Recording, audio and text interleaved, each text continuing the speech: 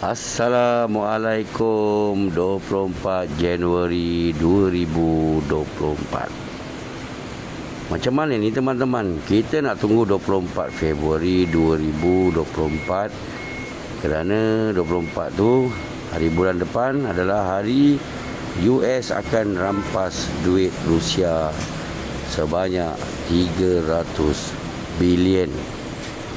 Tapi saya dapat berita ni, Rusia dah terbalikkan ni. Mereka pun akan merampas duit Europe sebanyak 288 bilion yang berada di Rusia.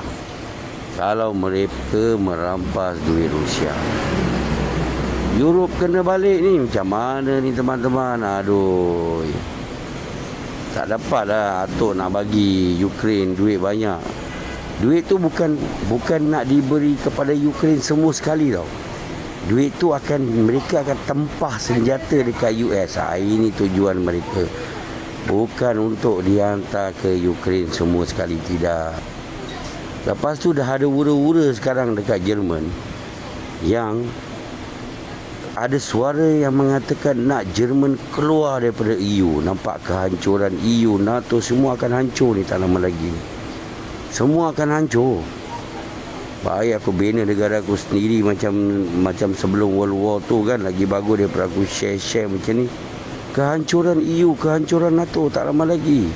Anda akan lihat, mereka bukan makin kuat, mereka makin lemah teman-teman. Joe Biden menjadi Presiden US dengan 2 state solution.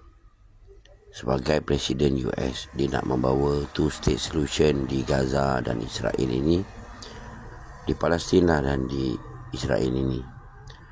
Tapi 2 state solution Biden masih dunia tak boleh terima. Tapi untuk Biden penting negara Arab ada di belakang US.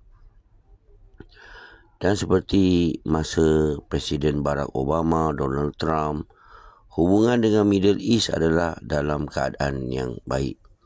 Dan selepas perang Ukraine, hubungan Biden dengan negara Arab adalah yang terburuk dalam sejarah. Lihat apa terjadi di Middle East sekarang. Dan adakah bahaya sekarang kerana dendam Atok pada Rusia yang lama dia pendam dalam perang di Ukraine dari 2014 dengan Biden menyediakan Ukraine untuk bertembung dengan Rusia. Hancur kerana kekalahan. Walau parti Yahoo sebagai ketua parti Likud pun tak dapat diselamatkan. Kerana sekarang Likud pun makin mengetepikan Yahoo. Kerana kepercayaan kepada Yahoo, kebanyakan rakyat Israel dah tak menyokong Yahoo lagi. Kita lihat perang sejarah, perang Jepun, US di Hiroshima. US ingat boleh kalahkan Jepun di masa itu, tapi askar Jepun membuat lorong bawah tanah begitu banyak, dan bila askar US datang ke situ, banyak askar US yang mati dalam perang itu. Dan bila perang Vietnam pula, US pun kena macam di Jepun. Sama juga keadaannya di Gaza sekarang. Bila Israel bertemu Hamas ada lorong bawah tanah yang sampai 500 km di bawah tanah. Masya Allah. Jadi adakah Israel akan menang dalam perang ini? Pikirkan taktik perang ini yang Hamas buat ini. Adakah Israel boleh menang? Tidak teman-teman. Dan sekarang kita dengar juga sekarang Israel cuba menukar tebusan dengan Hamas kerana terpaksa. Tekanan daripada rakyat mereka sendiri. Dan Israel nak tukarkan tawanan yang nak diminta kepada Hamas untuk lepaskan ini bukan orang biasa ya teman-teman. Orang-orang ini bekerja untuk Israel, spy, dan mereka telah ditawan oleh Hamas dan ada kabel di Palestin. Dan Hamas dah menawan orang-orang yang bekerja di ofis ini. Dan mereka ni mendapat semua maklumat yang ada di Palestin. Dan siapa yang menjualkan maklumat ini kepada Israel? Orang-orang Palestin sendiri yang menjualkan maklumat ini kepada Israel. Dan Hamas telah menawan ofis itu dan telah mencari segala maklumat yang ada dalam komputer mereka, dan mereka telah mengesan siapa yang menjual maklumat-maklumat Palestin kepada Israel. Dan mereka memburu rakyat Palestin sendiri dan mereka telah membunuhnya. Ini yang terjadi di Malaysia, yang mana rakyat Malaysia sendiri yang menjual maklumat kepada Mossad kedudukan rakyat Palestin yang berada di Malaysia. Betul tak teman-teman? Teman-teman tahu kan kes ini?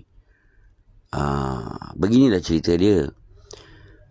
Jadi apa yang terjadi di Palestin kali ini, Hamas dapat menawan ofis ini dan menawan pekerja-pekerja ofis itu, dan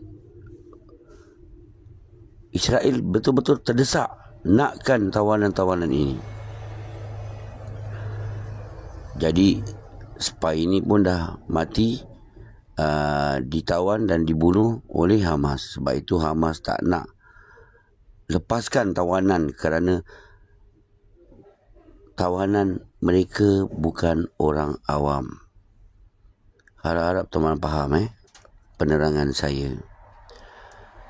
Dan di border Lebanon, di Jilali, Israel pula, penduduk di sana iaitu penceroboh pendapatan haram Israel telah berkata mereka tidak akan balik ke Israel kerana Hizbullah menyerang mereka, dan 40% penduduk haram Israel ini tak nak balik lagi ke Israel.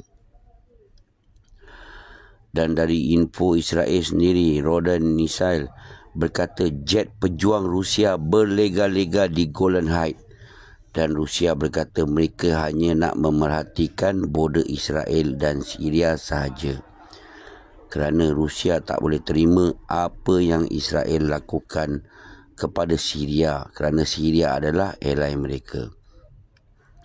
Dan Rusia pernah berkata dengan Israel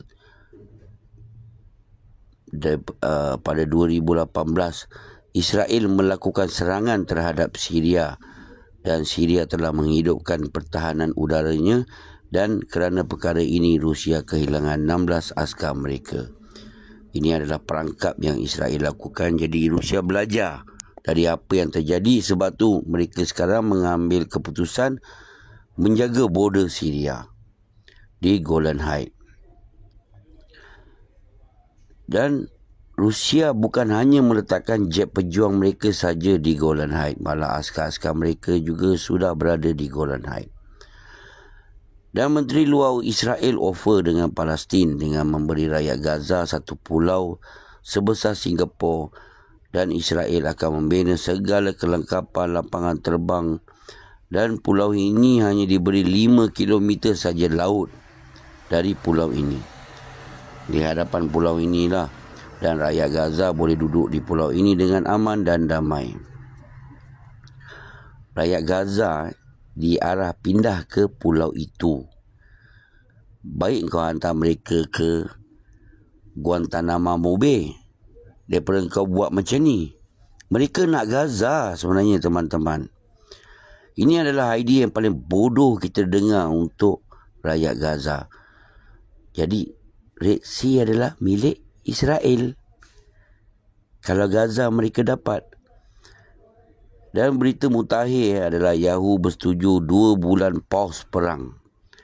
Tapi perang ini takkan terhenti lepas 2 bulan hanya ada sedikit sahaja askar IDF di Gaza.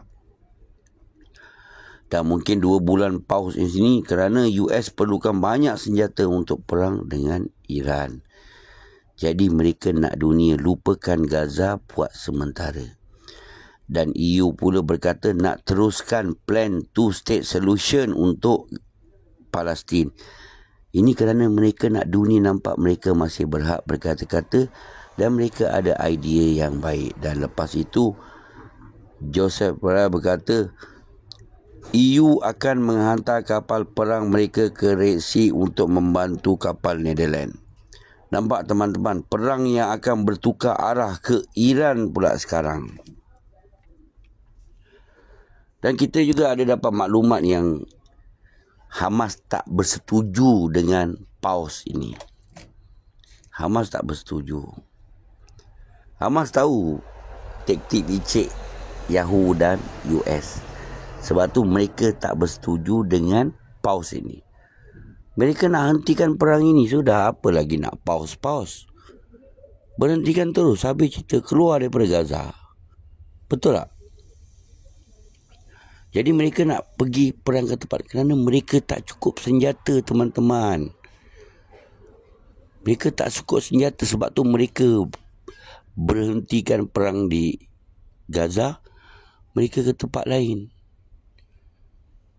Assalamualaikum. Jangan lupa like dan share, teman-teman. Bantu channel ni, okey? Hoorah everybody.